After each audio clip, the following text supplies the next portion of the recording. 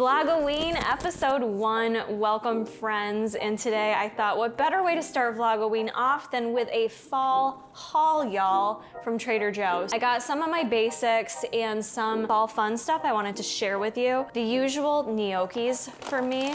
I don't even get the cauliflower anymore. I can't be bothered with them. I'm a kale and a sweet potato gal. These two together are the combo. They're so good. I don't like this alone or this alone. These together, it's fall, it's delicious. It's like a perfect side dish to have with protein, and they're also just really filling and love them. So highly recommend those if you have Trader Joe's near you. The usual shrimps, we always stock up on 4 bags. Jason loves those as well. And I always do the Trader Joe's organic jasmine rice. Moving on to more fun things, if you will. I think this is a seasonal item. I usually like to grab from Trader Joe's maybe like 1 or 2 freezer meals to have on hand for when I don't have something prepped, or maybe later in the work week when I run out of stuff and just need something quick, or maybe on a work night when I need something quick to go. This is their ready to bake beef shepherd's pie. Nutritionally, you have 2 servings in this guy, 170 calories, 3 grams of fat, 21 carbs, and 16 protein. The sodium is 580 milligrams in a serving. I've had a couple of you ask me about sodium recently. Any type of freezer meal like this, regardless of what it is, even when it says lower sodium, they're typically pretty high in sodium because that's what preserves things. I'm not personally worried about it. I don't have blood pressure issues. Overall, I don't eat a super high sodium diet, so for me, it's not a deal breaker, but just something to know. Paying attention to your sodium is fine, because if you're someone really tracking your progress, shifts in sodium and hydration can obviously make a difference in how you feel physically, whether it's water retention, things like that. I always like to try out the new fall kombucha. This is the GT's brand, and it looks like it's a combo of apple, turmeric, carrot, and spices. Can you see all the kombucha goodness on the bottom that sticks there? I do try to like zhuzh it up just a bit, because if I get one clump in my mouth, let's try a little taste of it, shall we? Do you want to try it, Jay? I'll try it. Yeah, shake it. You're not supposed to shake these, actually. What about all the stuff in the bottom? Well, it says store upright, do not shake, swirl gently. That's what Swirl I gave gently. it, a little zhuzh. Just so you guys know, I don't like kombucha. And this is apples, carrots, think fall flavors.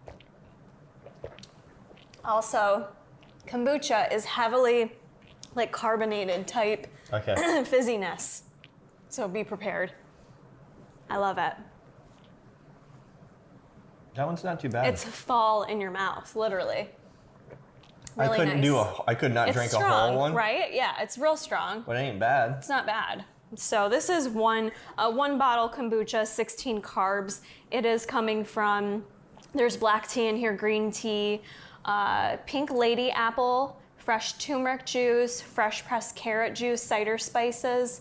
Yum. Love this one. I think this is new. I don't think this is what they had last year. They're not as good as these. No, we grabbed these last night at Target. Highly recommend the spooky mints. And that is what they're called. I'm not just throwing spooky in there. She's like, look at spooky mints. Then she's like, oh my God, look at, they're actually called spooky mints. Because you'll notice throughout this series, I add spooky to everything. I use that word a lot. It's one of my favorite words. But those are actually called spooky mints. And there's actually 2 different kinds. They have 2 different textures. They're so good. Highly recommend. Love Junior Mints. They remind me of when Jason and I first started dating, because we met at the movie theater. And we would get Junior Mints, but I think the Junior Mints we would eat would be like 2 years old and all like congealed together. They would be. Another fall favorite, the pumpkin cranberry crisps. Sorry, it's a very weird word. I really like these. They're kind of crunchy on the outside, but like soft in the middle. They're decent. You can have 11 crackers for 1.5 grams of fat, 17 carbs, 2 grams of protein. So I like having a little crunchy snack on hand, because sometimes I just want a little crunch. 1 serving gets the job done. They're a little bit salty and sweet, which I quite enjoy. I do a salad up this week, so got some baby arugula, organic bell peppers. But I'm gonna tell you, Trader Joe's, they disappoint me with the produce. They've been disappointing me with the produce I told you lately. why though, right? Tim told me when one of my best friends came up and visited from LA, and he was telling me that Trader Joe's, they do not pick to keep prices low. Yeah. They choose like B and C grade produce. Which is why anytime you get produce there, it's garbage. It's hit and miss. Yeah, so I wouldn't say all Trader Joe's stuff is garbage, but I will say it's hit and miss. Like I won't get their organic berries there anymore because oftentimes they're not as good as Walmart. But for a salad, I'm hoping, that's the other thing I struggle with, bell peppers. When you cut into them and there's mold in them, sometimes you just don't know. So hopefully I made out okay on the bell peppers. Carrots, you can't really screw up carrots as long as they feel nice and firm and they're not goopy in there. So I've got carrots and then also some celery hearts. Can't go wrong with those, pretty decent. I did grab one mango because I've been eating a butt ton of fruit, craving mango. This one's not ready to go, is it, Jay?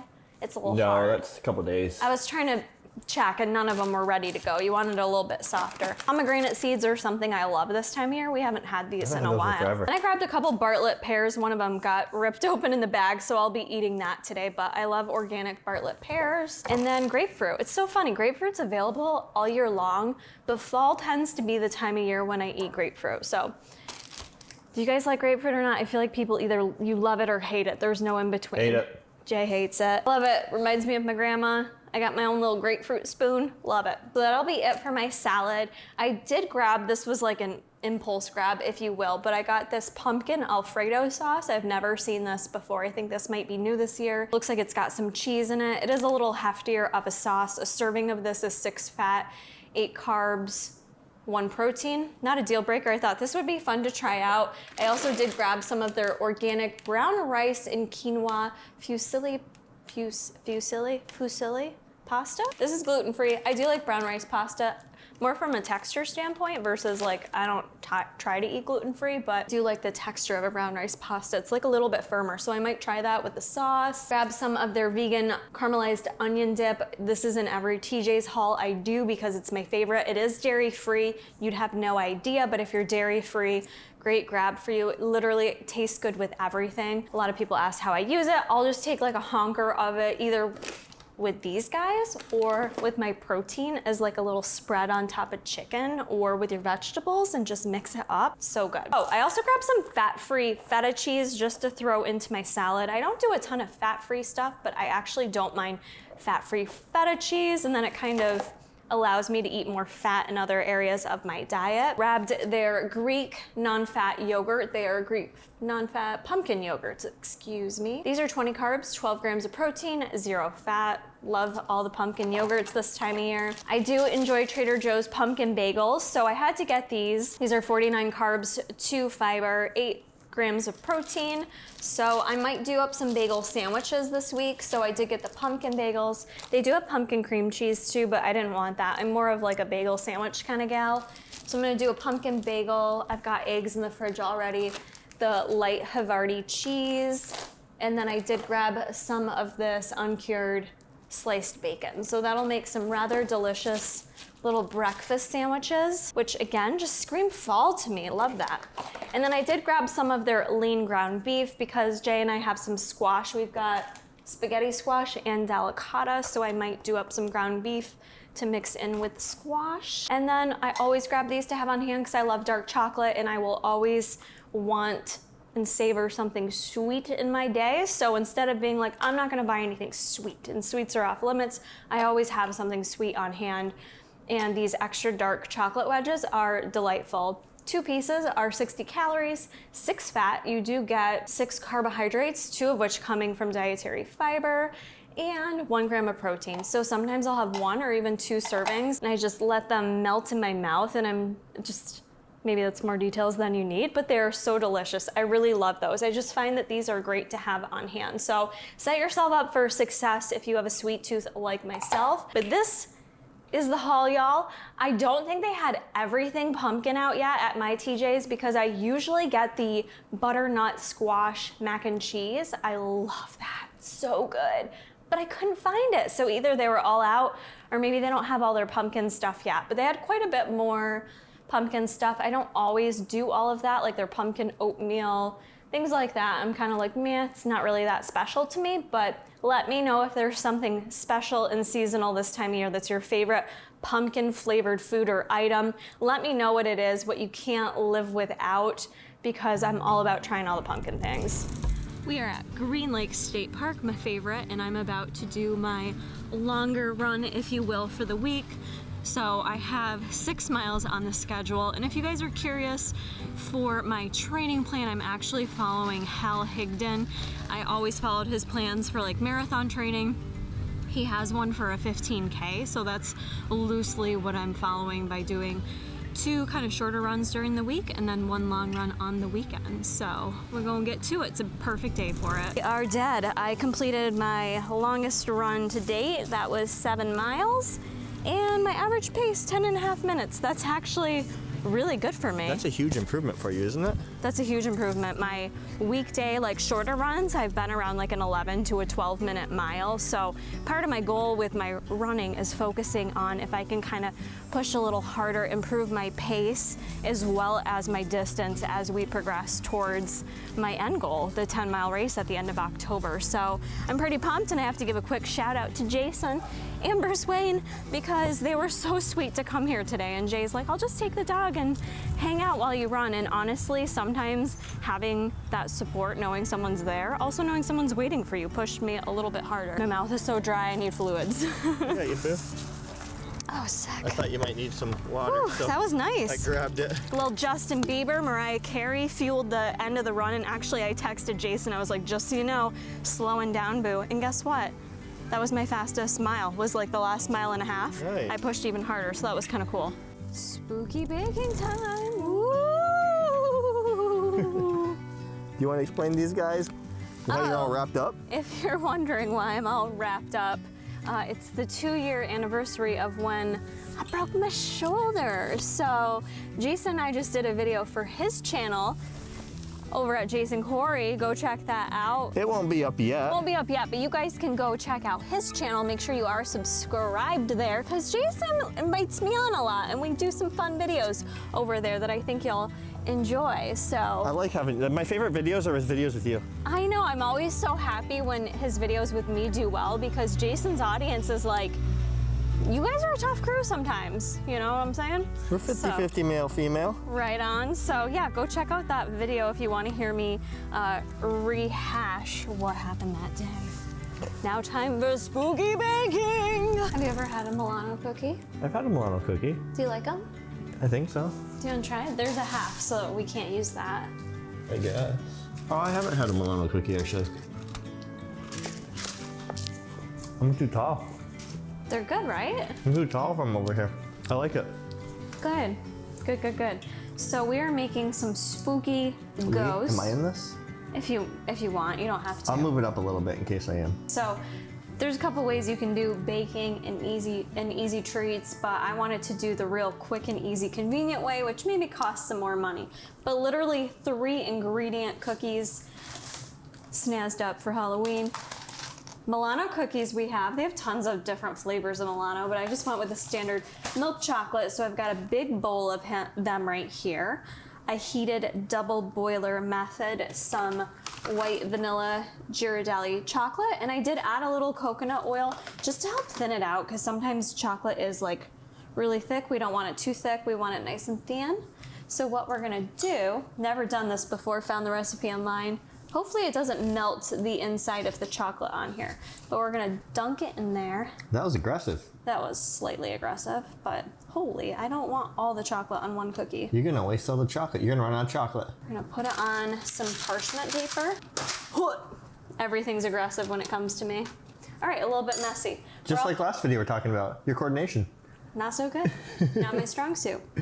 Mini chocolate chips, we're gonna use oh wow, these are tiny. I didn't really think about how time consuming Should rotate so they are not upside down. Be. Okay. Look at, they already seeing a ghost. They seeing a ghost. Wait, do we put a nose on for a ghost or just eyes? A mouth. They have a mouth. Not a whole mouth. Yes, they have a mouth. Oh, let me look at the picture quick. A mouth, Kara, a mouth. But I don't want to. It's a ghost. They have a mouth. I know, but I don't want to do that many chocolate chips. There's 3 chocolate chips. That's it. Yeah, the mouth. Yeah. Who's always right? Not you. I was right yesterday. Once. And he says it all quietly. He goes, no. I'm like, you're right. Under his breath, and I'm like, what's that now? I did not say it under my breath. I gave you complete props. How adorbs. How adorable are these, okay? So we're gonna keep making our little spooky ghosts. I also grabbed these because, like I said, work bake sale, so everything's gotta be like individually packaged. So I'm gonna do like 2 or 3 in a baggie. that they can buy and go towards our staff morale committee. So I'm being a team player here. Well, enjoy your dipping. This is gonna take me a minute. It's hard to not like over dip it. I don't know how to not like get too much chocolate on it. I mean, is there really ever too much chocolate? I don't know. So I did as good as I could. I thought it was pretty fun. I would say if you have kids, this would be a perfect thing to make because you could be doing the dipping while your kids do the eyes in the nose, eyes in the mouth. Why do I keep saying ghosts have a nose? These ones got a little janky towards the end, but we made it work. I did like 4 bags of Milano cookies. You made it work. I did nothing. I was editing this video. So I think it'll be a success. These are just gonna go in the fridge to harden. I would say 1 tip. Just the tip? Just the tip. Wait till the chocolate cools just slightly because it did like start melting the inside of the Milano cookie. Not a deal breaker, but yeah, that was pretty fun and easy. Spooky case. Like my spooky case? All things spooky. So those are the spooky cookies. I mean, those got kind of hard pretty quick. Should we try a bite? I feel like these, I could barely even put the, because there's not as much. Why don't we try that? Take a bite. This one? Take a bite. Oh, shit. I mean, like I said, he looks so cute though, right? A little janky on the backside. Now guys, it wouldn't have looked as cute without a mouth. True. You want the eyes or the, I'll eat his bottom. Okay. Okay. I probably shouldn't eat over the cookies I'm gonna bring to work. Probably not. Mmm. Wow. That's good. Nice, right? Mm-hmm. Really good. Adds an extra sweetness to the already sweet Milano cookie. As promised, I wanted to do just a quick recap comparison for you guys on the end of the summer cut. We've ended that, moving into new goals, but I still wanted to do progress photos or video this morning so that we could kind of compare where I was back in May, the end of May, when I started my cut until now, my new starting point. So I did have Jason take some screenshots for me so I could review those for you guys. But I would say overall, I do feel like when looking at the comparison, even though weight-wise on the scale, it's not crazy difference, which I didn't expect for me. I'm a smaller gal anyways, but I really did want to change my body composition a bit. And I feel like I got some good results. In particular, something I was starting to become a bit more insecure about at the beginning of this cut was the amount of cellulite that I still have on my legs, but that was probably the beginning of the summer cut was the most cellulite I've ever had on my legs. So that was something that for me personally, I was aiming to see if I could make some changes there. And that's probably the #1 thing that stands out for me, is that I feel like overall the front and back of my legs, I feel like have come down in terms of my cellulite.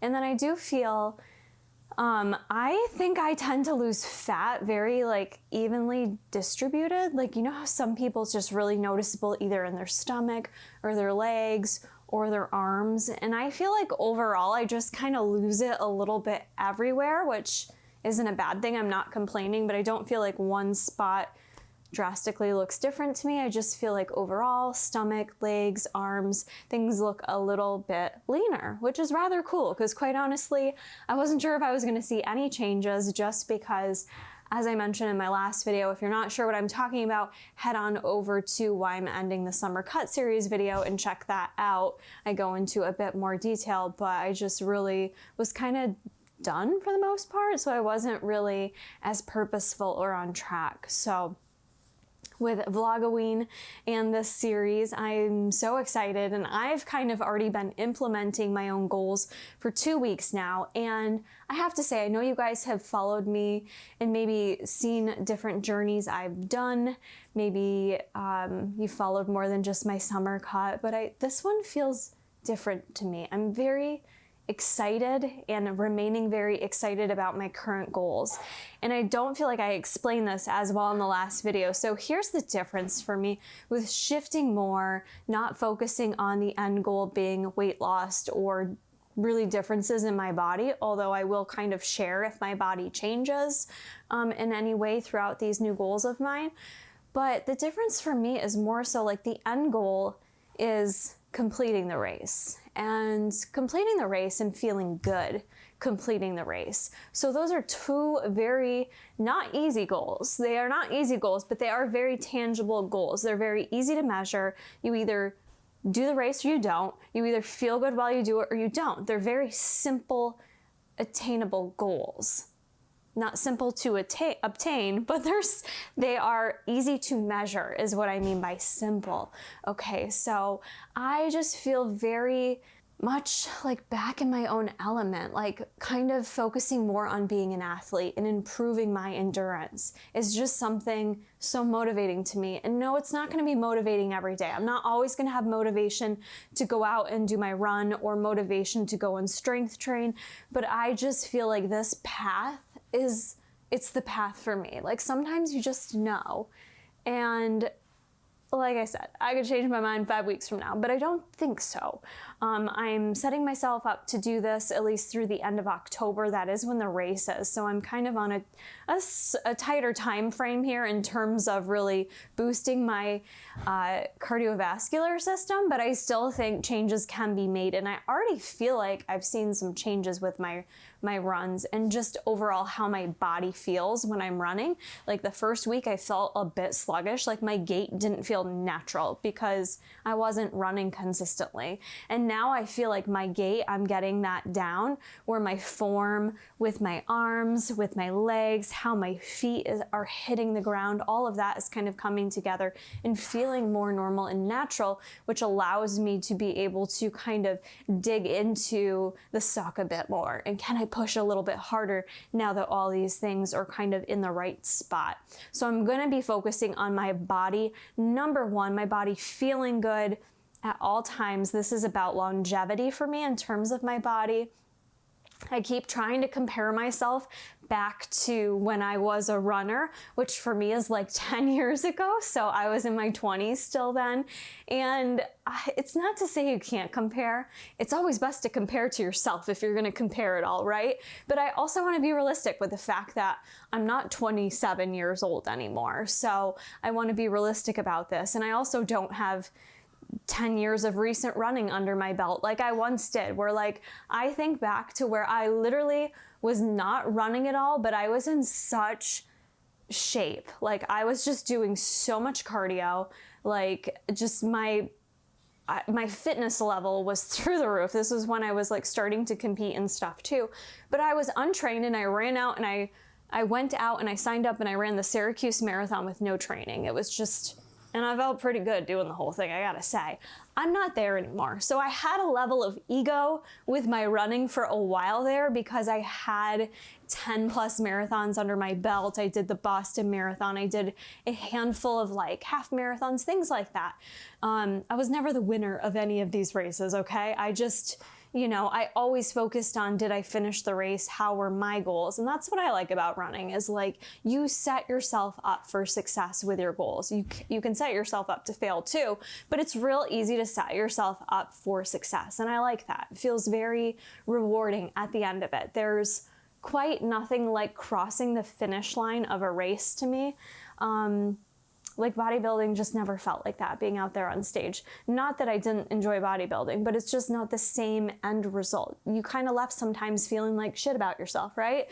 And with running, never the case. I always feel inspired by the people that are running around me, empowered by them, and just always felt like I was part of something really cool. And when you cross that finish line, like there's nothing like it. Even when I just did my little 5-mile race the other weekend, it really just gave me those like warm, fuzzy feelings on the inside. I know, total loser, but I'm just being honest with you. And so this shift feels right for me. It feels very natural for me in terms of wanting to achieve my cardiovascular goals, and running this race and feeling good for me makes it really easy to align all the other things that need to happen. So eating healthy, making sure I'm eating enough protein, making sure I'm eating fruits and vegetables, making sure I'm eating enough carbohydrates, well-balanced diet, making sure I'm hydrating enough, making sure self-care is part of my weekly routine in terms of stretching, in terms of rest and recovery, in terms of doing the other things I need to do, i.e. laundry, pay bills, things around the house, stuff like that to keep stress levels down. So I already feel like these past 2 weeks have been fantastic. I have never felt more motivated, not just with fitness, but with life. And it just feels good. And I hope that shows with you guys, and I hope you're excited for this series as well. And I don't know, I'm really, really pumped to see what's gonna happen. And I am gonna be careful and cautious with my body. I want to go back to that for a moment because that is my number one thing. So if knees are aching, lower back's hurting, things are extra tight, I'll pull back, I'll do my spin bike. Doing the spinning bike instead is very low impact. So I do plan on keeping that in the routine as well, just because I think it's good for my recovery. And also I can do a lot of speed work on the bike that can help me during a run. So I think in terms of runners' tips, a common mistake is overtraining. That I knew. I feel like I certainly was an overtrainer at one point in my life, but with running, I always tried to keep a smart sense about myself and my body longevity. So I am not here trying to push crazy amounts of runs throughout the week. Like I said, 3 times a week at max is all I'm going to be doing. My focus is still going to be strength training, and I feel like I've set myself up for better success following my own plan now, only because Brian's plan was great. Nothing wrong with Brian's plan. The problem was this girl, and I'm not going to change. I don't want to go back to the gym in the morning before work. It's just not something I want to do, care to do. I don't want to shower at the gym. I don't want to pack my bag. I don't want to do all the things associated with that. I did that for a number of years. I am over it. I don't want to do it. So I prefer training at home. So right now, being able to train at home, I'm following actually another YouTuber, Carolyn Gerban, I think her name is. She's amazing. She has tons of home workout options for anyone, even if it's just body weight. But she has great programs that I get sore as shit from. So I'm doing her program at home. 2 to 3 times a week is my goal, and then on the weekend, going to the gym with Jason Saturday and Sunday. So I'm still gonna be prioritizing my strength training 4 to 5 times a week, which is pretty consistent for me, more consistent than I was in August. So I'm just excited about everything. Like, I feel like everything I'm doing, I'm kind of like keeping in mind this end goal of doing the 10-mile race. And is it gonna help me perform better? Is it gonna hurt? Is it gonna enhance? So yeah, I'm super excited, and I can't wait to continue to show more of this journey and all the other spooky Halloween. Oh, I can't wait to continue to share with you guys all the other fun, spooky Halloween things that Jason and I do, because we do so many fun things this time of year. So make sure before you head on out of here, if you made it this long, I appreciate you, because I know I do tend to ramble, but I hope this message helps you all. I want you guys to make sure you are subscribed to the channel, like this video if you're excited for the series, and I will see you all in the next one. And don't forget, my dog is effing perfect. Peace.